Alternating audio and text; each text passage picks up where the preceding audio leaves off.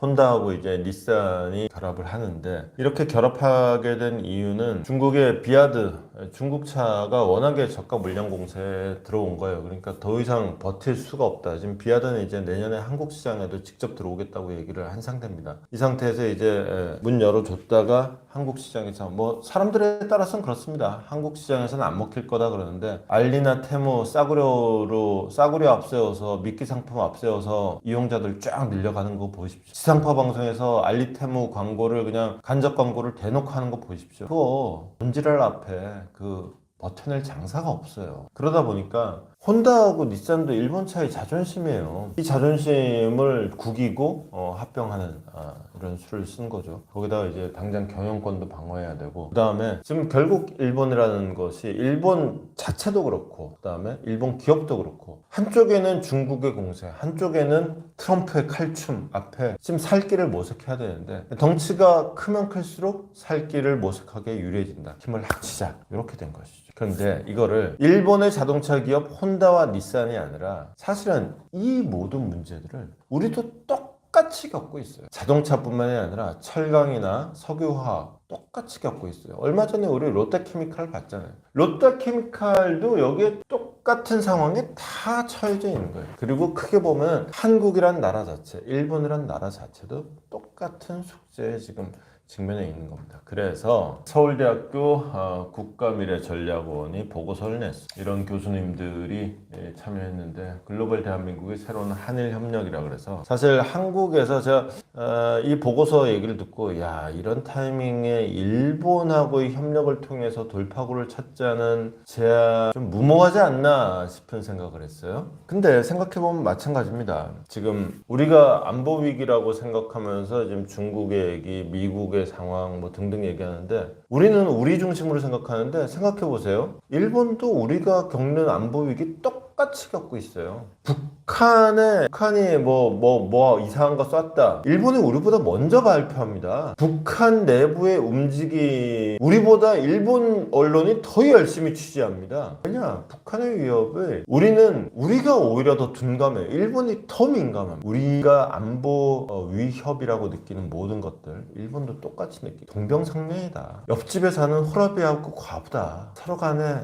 잘 안다. 거기다가 산업구조, 대외 의존도가 굉장히 크다. 경제 복합성 지수라고 있어. 이게 뭐냐면은 물건 하나 만들어내는데 이 물건을 얼마나 복잡한 과정을 거쳐서 만들어내느냐. 한국이 1등이고 일본이 3등이에요. 이게 뭐 말하자면 첨단 산업이라는 뜻도 되는데, 심하게 얘기하면 이게 복잡하게 만들어낸다는 거는 이걸 이 땅 안에서만 이걸 다 해결하는 게 아니라 전 세계에서 이거 다 끌어와가지고 이걸 완성 제품을 만들어내. 전 세계 어딘가에서 이게 끊겨버린다? 이거 못 만드는 거예요. 이 산업 구조를 일본도 갖고 있고 우리도 갖고 있고 똑같아. 미국이나 뭐 중국이나 유럽은 안 그렇습니까? 걔는 좀 사정이 달라요. 중국, 미국은 일단 지네 땅덩이가 대빵 크죠. 지네 자원도 대빵 많죠. 물건 만들었는데 안 팔려? 정부가 다 사줄게. 그냥 이 땅 안에서 어떻게든 우리가 팔아볼게. 그 안에서 해결이 됩니다. 한국하고 일본은 이거 안 팔려? 회사 망해요. 밖에서 어거지로 팔 데도 없어요. 더군다나 원료 끊기면 그걸 이제 흔히 어려운 말로 공급망이라고 하죠. 취약하다. 이거 일단 한일 간에 먼저 얘기를 해보자. 그러면은 유럽 봐라. 유럽 같은 경우에는, 유럽은 나라 자체는 짝깐짝깐하고 인구도 작은 나라들이 많지만 지네끼리 하나로 묶여 있으니까 지네 안에서 또 미국이나 중국처럼 애지간히 해결이 된다. 이거를 무슨 공급망의 문제뿐만 아니라 AI 같은 거 봐라. 이거 돈이 진짜 돈 쓸어 담는 하마인데, 이거 한국이라는 나라 단위 혼자 이거 감당하기 힘들다. 유럽 단위, 이게 미국이나 중국이 단위가 클 수밖에 없는 게 그런 거다. AI에서 두각을 나타내려면 그것도 돈 끌어 모아서 펀딩 해갖고 해야 된다. 한국과 일본이 같이 해야 된다. 규모의 경제라는 말이 그래서 나오는 거예요. 다만 문제는 뭐냐,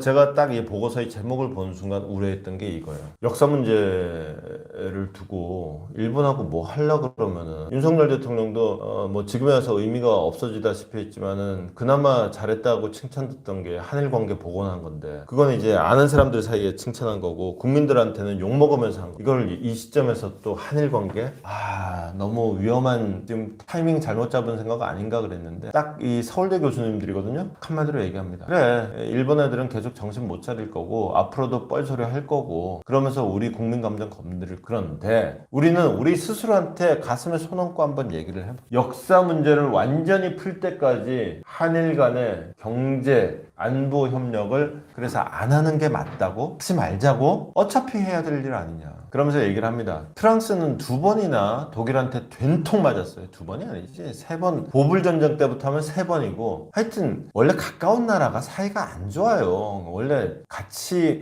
학교 다녔다 그러면은 누구 알겠네. 그 친한 척 함부로 하면 안 돼요. 같은 학교 다녔기 때문에 사이가 안 좋은 사람을 차라리 모르는 게 나은 사람일 가능성이 많아요. 독일하고 프랑스도 마찬가지다. 그런데 처음에 아주 작은 철강과 탄만 같이 쓰자로 프랑스와 독일 두 나라가 딱 협력을 시작했는데 일단 제도적인 틀을 만들고 났더니 이게 나중에는 관세 동맹으로 가고 그 다음에 경제 전체로 가고 그러면서 그거 좋네 그러면서 우리도 끼자. 그래서 옆에 베네룩스 3국도 끼고 그러더니 지금 유럽 연합으로 가갖고는 27개 회원국이 한국과 일본도 마찬가지다. 일단은 제도적인 틀로 정권 바뀌어도 흔들리지 않는 제도적인 틀을 하나 만들자. 거기서부터 일단 이 굉장히 도발적인 제안인데 노동시장부터 통합을 한번 해보자. 이거 생각처럼 어렵지 않다. 이게 그 얘기가 길어질까봐 여기 정도에서 마치는데 거기다가 더 발전시켜 나가면은 여기다 대만까지 끼우고 그러면은 세상에 한일 대만이 하나의 경제동맹으로 묶인다. 전 세계에 이 동맹 없이는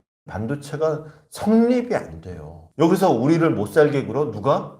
이거는 그건 가능하지가 않은 얘기가 되는 거죠. 이거를 한일로 시작해서 범위를 넓혀가 보자. 이거야말로 미, 중, 유럽에 이어서 또 하나의 끝발 날리는 세력으로 성장할 가능성이 있다까지 얘기가 되는 거죠. 자, 닛산과 혼다이 얘기해서 너무 진도 많이 빼는 거 아니냐라고 생각할 수도 있고 그 다음에 암만 그래도 일본하고는 좀 신중해야 되는 거 아니야?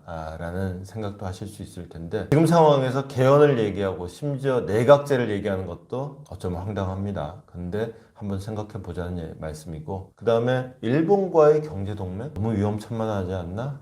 가능한 제안입니다. 그리고 이 보고서 작성한 서울대 교수님들도 뻔히 인정하는 말입니다. 하지만 생각해 보자. 그리고 필요한 일이다. 여러분들도 한번 생각해 보셨으면 좋겠습니다.